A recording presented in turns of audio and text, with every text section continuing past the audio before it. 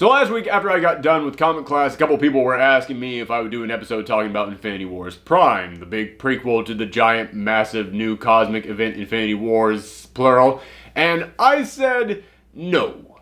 Because when it comes to these big events, sometimes I'll talk about single issues if it feels like something really massive happened in there. But most of the time, I like to wait until the giant event is all over with. So I was going to wait until Infinity Wars was all said and done to come in here and talk about.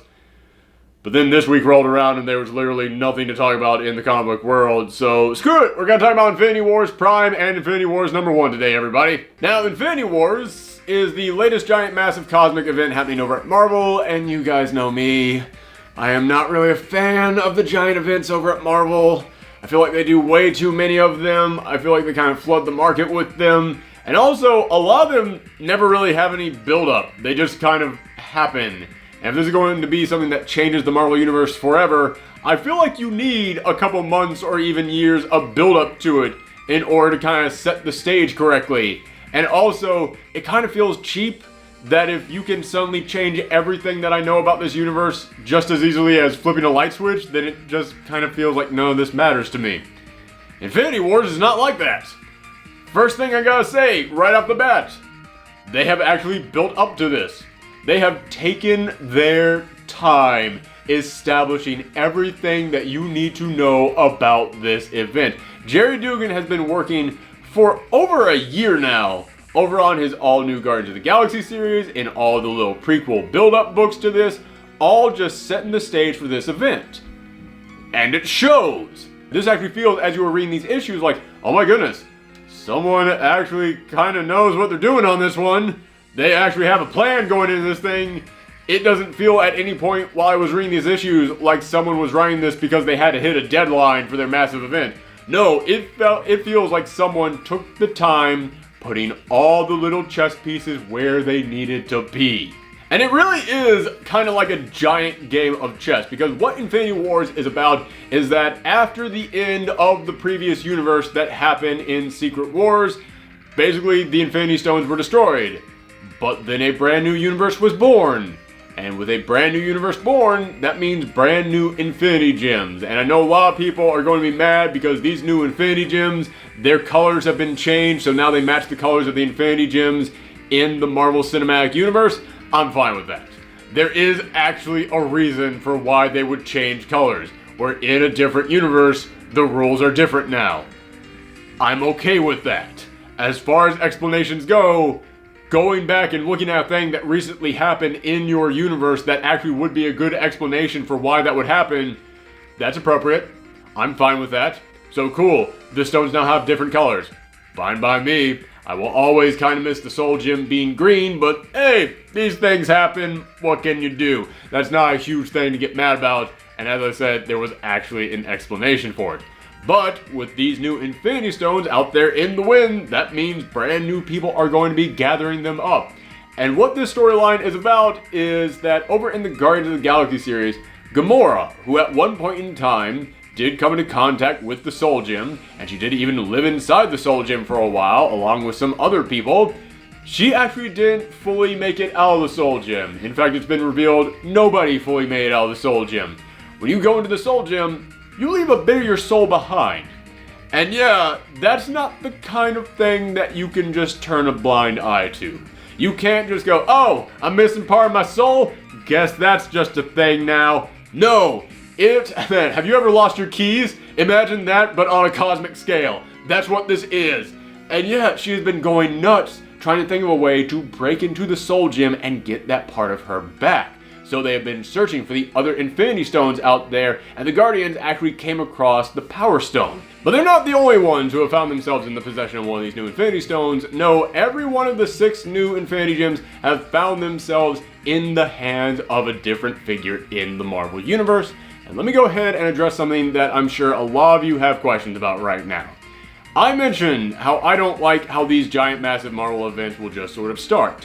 And I am applauding this one because it didn't just start. It had a long build-up to it. But I do realize that there is a downside to having a long build-up, which is that not everyone going into this book will have read that long build-up. And they might not understand everything that's happening in this book. So the question that many of you probably have right now is, did I need to read that giant, massive buildup? If I had to choose yes or no, one way or the other on this one, no. You did not need to read it. You can read this and still understand what's happening. But you will be a tiny bit confused. It's kind of like walking into a movie 10 minutes in. You don't quite know who all these characters are, but you can pick it up as you go. You can figure all this out. A good example of what I'm talking about is that there is a moment in here in which Doctor Strange asks Adam Warlock, where did you get the Soul Gem? And he says, I got it from Ultron. That is going to raise many questions with people who did not read that build-up. That's going to raise a ton of questions with people. But they're questions that don't necessarily need to be answered for this. You don't need to know how he got the Soul Gem. But then there's other things in here in which Doctor Strange mentions to Adam Warlock, yeah, I also know that you're working with Kang the Conqueror. I can sense his energy on you. What is it that Kang wants? Well, Kang wanted the Time Stone. Okay. If you didn't read that build-up where you know that Kang helped Adam Warlock find his way into the present where he could get the the Soul Stone, yeah, you might be a little bit confused with that, but it's not mandatory.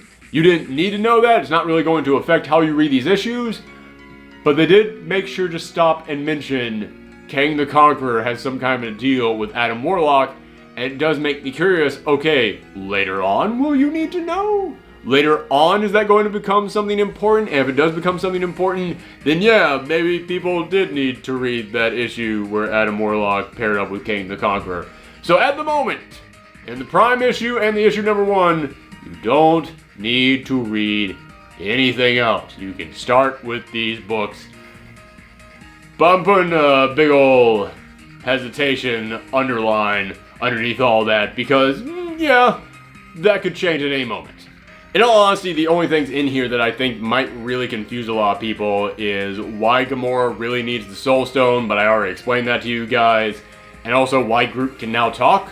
Yeah, Groot can now talk because the Gardener, one of the Elders of the Universe, restored him to his original form, and yes, Groot in his original form could talk, and he was also kind of rude, and I kind of dig that they brought that back. That's actually kind of a crazy move for Marvel to do, but that's the first of many crazy moves that Marvel did in this event that I'll get to in just a second, and yeah, I know that a lot of people just picking up this issue is going to be a little bit confused about that, but as I said, kind of like with Adam Warlock and Ultron, you'll look at that and go, wait, what's that thing there? But it won't affect the actual storyline. Groot having the ability to talk does not change where this story is going.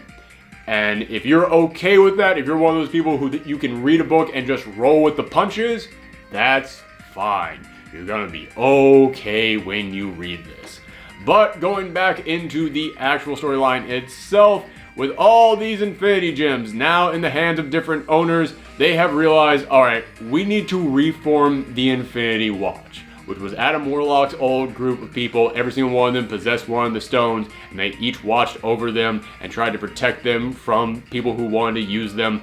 They need to create a new Infinity Watch. However, they no longer really have a unified team behind this Infinity Watch. You got Adam Warlock, Doctor Strange, alright, those guys, they want to work together. But then you've got Star-Lord, and he's like, I guess I'll work on this team. I don't know what's happening here. Then you have Black Widow with the Space Stone. Black Widow is a complete mystery. Who knows what she is up to with that stone? She's there, she's at the meeting, but she's still like downtown watching it all through a sniper rifle. So yeah, she definitely still has her own agenda. But then you've got Turk Barrett, who was a character that they created for the comics because he was based on the character from the Netflix shows who was based on Stiltman. Yeah, man, it's getting really weird with how some of these characters were created at this point. But he is in possession of the Mind Stone, and he's been using that to rise up through the Marvel underworld, to basically take advantage of everyone in the underworld with his ability now to read their minds, and he's been amassing his own like supervillain army. Yeah, you have a straight up Kingpin-style supervillain now, working with the Infinity Watch. He's not going to want to go along with them, and sure enough, it raises some problems on this.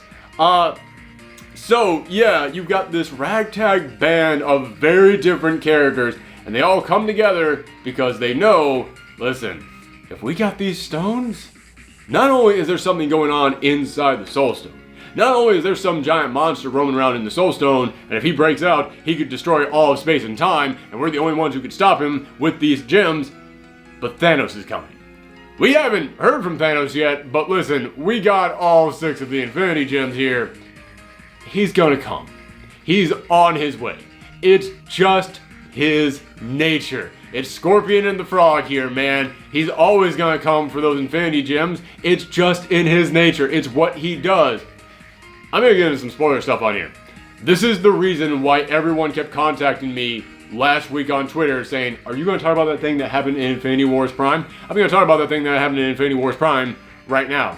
After they say, yeah, Thanos is on his way. He is making his way downtown to get those stones. It then cuts to Thanos. And he's got his Chitauri army. He says, yeah, okay, I just got back from the future. I saw myself as a sad old man. I ain't gonna let that happen. All that is reference to Donny Cates' Thanos run, which was fantastic. I ain't gonna let that happen. So if I'm gonna change that, I know where the Infinity Gems are. I know they're on Earth. I'm gonna go there right now and pick them all up with my Chitauri army. We are ready to roll. And then all of a sudden, this mysterious hooded figure appears behind him. Thanos sees them and goes, ah, it's you. I knew you would come. And then this mysterious host figure just decapitates Thanos in one slice of her sword. That's it. And I gotta say, it's actually a pretty decent death. I mean, it's not going to stick because Thanos has died like 12 times, and he will definitely be back. That's just what Thanos does. Thanos will be back, but for the time being, Thanos is dead. That was actually a pretty ballsy move on Marvel's part. And I kind of dug his final moments, because his final moment was him saying, this isn't such a bad death, because I've seen the future, and I know what was going to happen to me in the future. I was going to become a sad old man who had conquered everything, and still couldn't even get Mistress Death to like me. And I was going to spend my whole existence trying to make that happen. I was just going to sit in a big empty throne room, and that was it. Just going to be a sad old man for the rest of my days. I died here because someone decapitated me in battle. You know what? There's worse ways to go. I was like, you know what? That's not bad. And then at the end, you see like Death's symbol popping up in his eyes, and it's like, oh, okay, so he's actually meeting Mistress Death again. Okay, you know what? I'm fine with that. He's had better deaths, but he's had worse. No, that's fine. It's okay. I enjoyed that one. But then the Chitauri say, hey, by our rules, if you kill our leader, you're our new leader. So what do you want us to do? This mysterious figure kills all of them instantly. Okay. Now, a lot of people have criticized Marvel, and rightfully so, I'll say, for trying to make all their stuff too much like the movies. For coming in here and going, oh, well, that's what's happening in the movie. We gotta do something with that. And in all honesty, that's exactly what Infinity Wars is. Infinity Wars is them going, there's a big-ass movie out there called Infinity War. Everybody's seen it. It has to do with Thanos. It has to do with the Infinity Gems. We have to do something about that in the comics. That's what Infinity Wars is. First thing they do in here is they kill Thanos. That's ballsy. That is really freaking ballsy to have a massive event that's here solely just to get that audience in who saw Infinity War and said, oh, I want to read about Thanos and the Infinity Stones. You go into the comic book store, pick this up. Thanos is dead and someone new completely killed him off. Oh, well, there's all the Chitauri. At least I know them. They're the ones from that first Avengers movie. They're all dead now, too. Wow, well, at least I know the Guardians of the Wow, why is Groot talking? Okay, that's a reference back to the old comics? I didn't read the old comics. I'm one of the movie fans who just popped in here.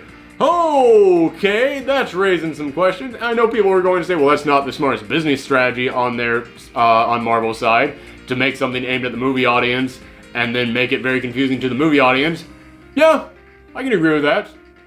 But speaking as a comic book fan who kind of likes to see more stuff from the comics getting referenced and seeing more changes happen naturally within the comics, this actually lined up with that pretty darn well. Groot going back to his old self, the Chitauri just being killed off, these guys who they created just because they were in the movie and they haven't really done anything with them.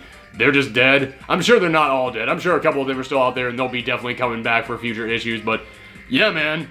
them coming in here and just going, yeah, hey, movie audience, this is a thing for the comic book audience. This is a thing for all them comic book fans who have been reading all this stuff and following all this stuff for years. This one's for you.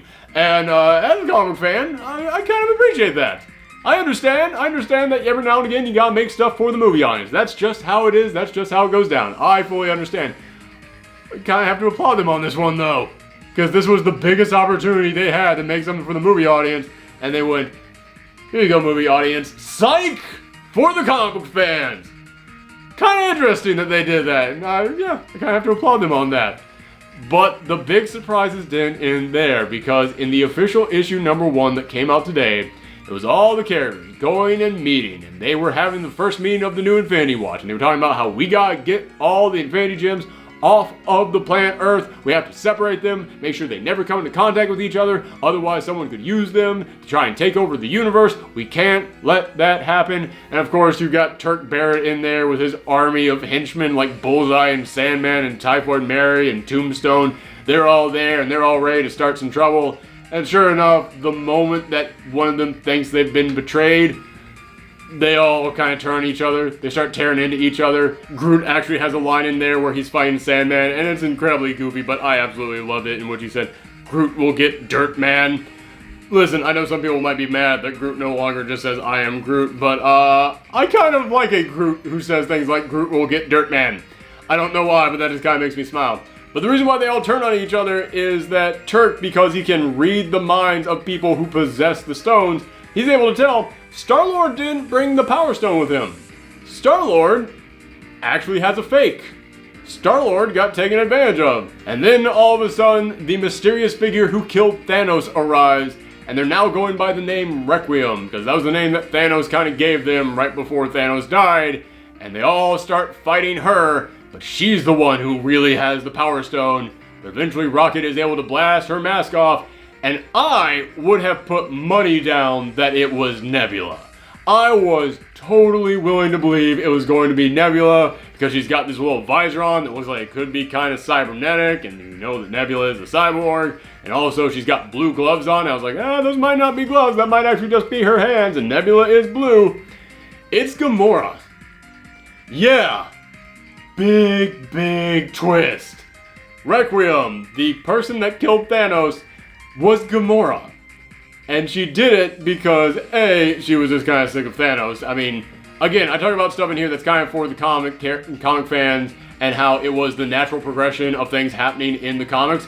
Gamora, for decades, has been living in hatred and fear of Thanos because Thanos abducted her as she was a child, basically just tortured her as she was growing up. Yeah, man, eventually she was going to get her revenge, and she finally did that. And if anybody is going to kill Thanos, listen, there's certainly a list of people out there who it would be appropriate to kill Thanos. Gamora is kind of at the top of that list. Gamora is definitely a high contender for the person who should actually kill Thanos. When you think about their long history, everything that Thanos has done to her, yeah, it actually makes sense. I'm actually 100% okay with that. Again, I know it's not going to stick, but hey man, for the time being, it's a pretty good end for Thanos to have Gamora be the one that kills him.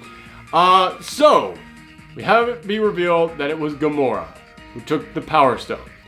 And she took the Power Stone because she needed to get that chunk of her soul back. And with the Power Stone, she is strong enough to rip open the Soul Stone and go inside and take it back by force.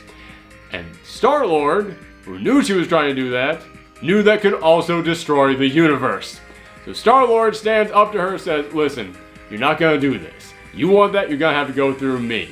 She's like, I'll do it. And he just has this moment when she says, what are you going to do? Kill me?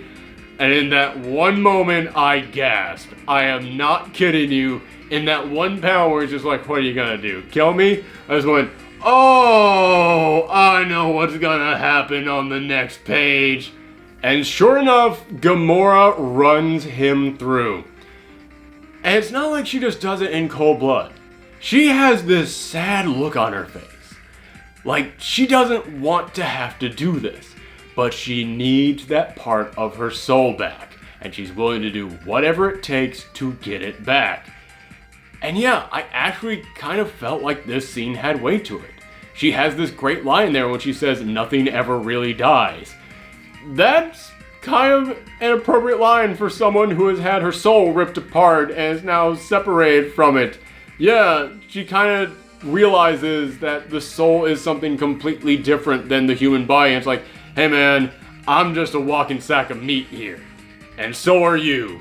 None of this matters unless I get that soul back. Sorry, your soul's now going somewhere else too, because it's not going to be in your body anymore. Yeah, it actually really worked for me. And it hurt. A lot. This book actually was able to give that death impact. And there have been other deaths in recent Marvel events that they had an impact, but they only really had an impact because they were shocking. And as soon as the shock was gone, I was like, oh, come on already. I read this last night. Still kind of has an impact. Still kind of shocked. I mean, granted, again, this is like 12 hours after I read it, but like, say, when Black Widow died in Secret Empire, about an hour after I read that, I was like, oh, come on already with this. We know it's not gonna last. We know she's gonna be back.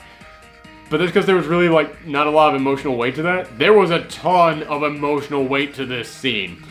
Again, just like with Black Widow, we know that Star-Lord is going to be back. They're hunting down the Infinity Gems. Things that are capable of bringing people back to life. I guarantee you, at least Star-Lord, maybe even Thanos, is coming back to life at the end of this storyline. And I know that feels cheap, but again, that's literally what these stones do. In fact, in the description of the Soul Stone, it says it controls life and death. And she's going after the Soul Stone. That's another reason why I can also buy Gamora just being so bloodthirsty right now. She's looking at this like, it doesn't matter if you die. As soon as I get my hands on that, you can come back. We can all come back. Everything can be fixed. And I can have my freaking soul back, which you would not let me have in the first place, Peter. Yeah, I bought it. But, again, even if they bring Peter back immediately, the fact that it had the emotional weight there, the fact that you could see this really did kind of kill Gamora to have to do this, as opposed to, again, like Black Widow, where when she died, Hydra Cap, he was mad a little bit, but, you know, it wasn't like if Steve Rogers himself had killed her. That would have had a huge emotional impact, because those two had a long-ass history together. Hydra Cap has no history with anyone. Hydra Cap was there to be a metaphor for many other things, and he served that purpose well, but when it came to the history and connection he had with other characters, there was none there. Gamora has a history with Peter Quill. That's what made this moment so huge for me. And she had a history with Thanos. That's what made that such a huge moment there. This book is an excellent example of how using the long history of these characters actually makes a bigger impact. Like all this stuff with the Infinity Watch. If they just came in here and they were like, hey, we gotta do something, like form some kind of a, I don't know, watch here where we look over these stones. The fact that they know there was an Infinity Watch before, and we know all the stuff that went wrong with it, but we kind of need to make it happen again. We need to bring that back because the time is right.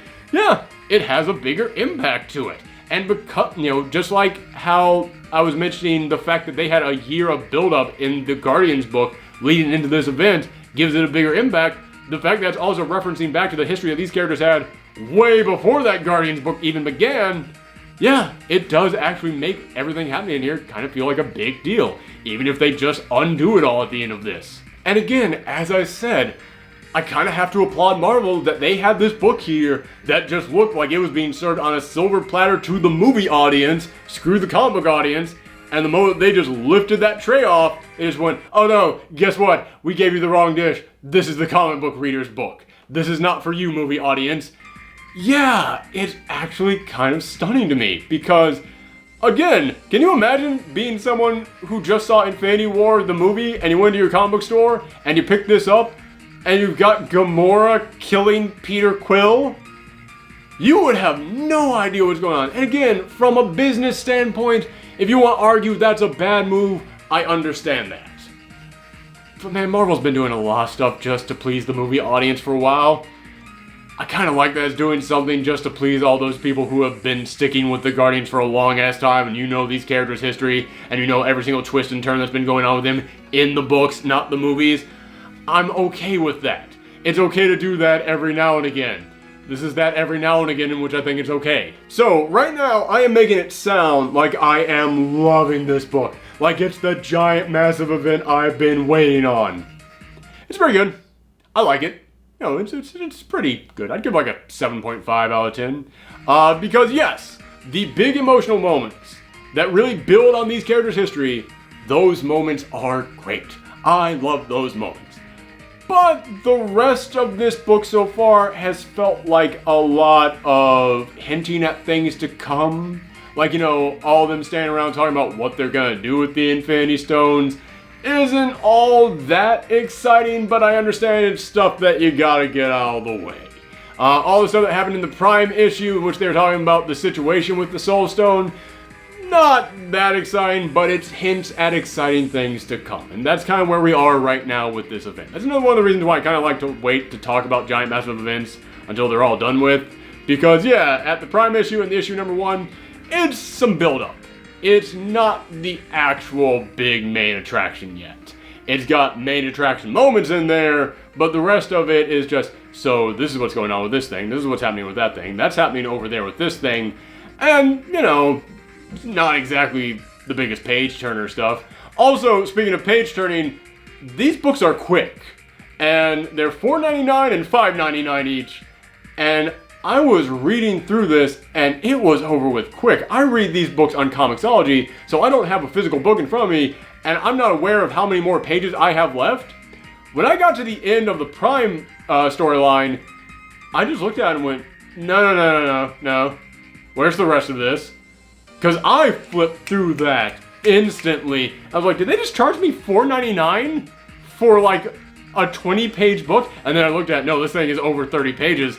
They just sail on by. They're just here and gone like that. Yeah, I kind of feel like the amount of time that you invest in a book, kind of it needs to be a reflection of how much it cost. And I went through this so incredibly quickly that yeah, I can't really tell people it's worth $4.99. And the first issue, yeah, it's got that really great ending to it, but everything else up until that point, it's a lot of build-up, and a lot of build-up to me isn't worth $5.99. Yeah, it feels like these books are still being way overcharged. And also, the book is being drawn by Mike Deodato Jr., and I know a lot of people out there actually have problems with Mike Deodato Jr. I actually like Mike Deodato Jr. when he's on the right book. And for some reason, Marvel keeps putting him on big, giant, cosmic space books. I don't think big, giant, cosmic space books is the right thing for him. Mike Deodato Jr. to me is a very serious artist. His art looks like it would be great for noir stuff. It looks like it would be fantastic for darker, gritty, street-level stuff, but they keep putting him on the big, giant, cosmic books, and they don't feel like good fits to me. That doesn't feel like his art really lends itself to these characters all that well. For example, you've got Rocket and Groot in here, and Rocket and Groot, they're two very animated and lively characters, and he draws them so stiff and serious. And again, I'm not saying stiff as a negative. I know a lot of the time stiff is pointed at as a negative when you use it to describe artwork. No, if you were using that on the right characters, in the right setting, yeah, that's exactly the kind of way that you would want those characters to look. But that's not how you want Rocket and Groot to look. And yeah, it just doesn't work for me. Or there are many humorous moments in here as well. Like Rocket and Groot keep getting into arguments with Bullseye and all the other crooks that are working for Turk Barrett. And they're getting into arguments about Earth, where Rocket's just talking about how, oh, Earth is the worst. Every time we come here, we have to clean up one of you Earthers' messes. And Bullseye's like, Earth is the greatest planet in the galaxy. Don't you badmouth Earth in front of me. And it's a great little comedic exchange. But his art style doesn't lend itself to that comedic exchange. You've got this comedic exchange there, but artwork that's so serious and so dark. Yeah, it just doesn't quite fit for me. I do kind of wish that they had kept around, like, say, Aaron Cooter, who had been doing the all-new Guardians of the Galaxy with Jerry Dugan. He's the one who started this big event. I think his artwork would have been great on this, but, yeah, that's just not what's happening. We are going with a more serious art style. And again, it's not that I don't like Mike Deodato Jr. I just don't think he does cosmic stuff all that well. I think that he would be a better fit in, like, say, a Marvel Knights street-level hero-style book. But for some reason, Marvel just keeps giving him the big cosmic books. I just don't quite get that. So yeah, so far I am enjoying this book. It does feel a little too stretched out to me. It feels like you could have shortened some of these issues a little bit and maybe charged $3.99 and $4.99 for them rather than $4.99 and $5.99.